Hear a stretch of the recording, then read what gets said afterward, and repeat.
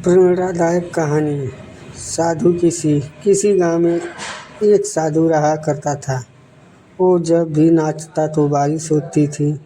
अतः गांव के लोगों को जब भी बारिश की ज़रूरत होती थी तो लोग साधु के पास जाते हैं और उनसे अनुरोध करते हैं कि वे नाचें, और जब वो नाचने लगते तो बारिश ज़रूर होती। कुछ दिनों बाद 4 लड़के शहर से गांव में घूमने आए। जब उन्हें यह बात मालूम हुई कि किसी साधु के नाचने से बारिश होती है तो उन्हें यकीन नहीं हुआ।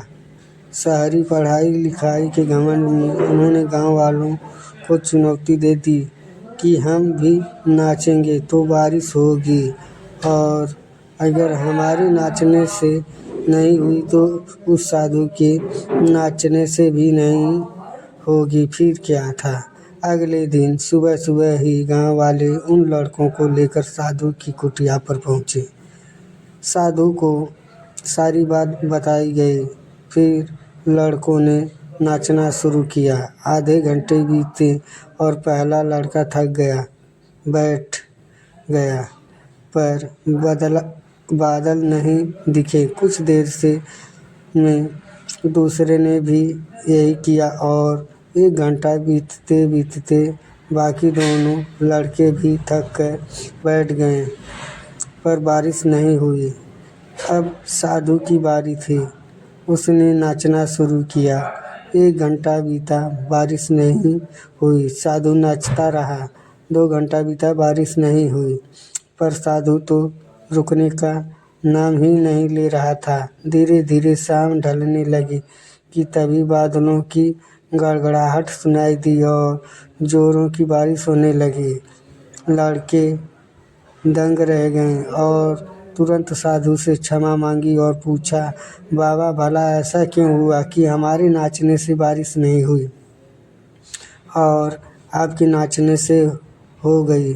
साधु ने उत्तर दिया, जब मैं नाचता हूँ तो 2 बातों का ध्यान रखता हूँ।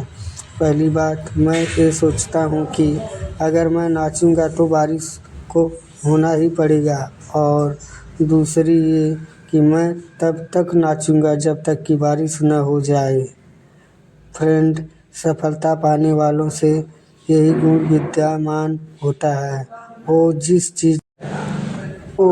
चीज़ को कहते हैं उसमें उन्हें सफल होने का पूरा यकीन होता है, और वे तब तक उस चीज़ को करते हैं जब तक कि उसमें सफल न हो जाएं। इसलिए यदि हमें सफलता हासिल करनी है तो उस साधु की तरह ही अपने लक्ष्य को प्राप्त करना होगा। धन्यवाद दोस्तों, आपका दिन शुभ हो। ये कहानी कैसी लगी आप लोगों को ज़रूर बताएं कमेंट में।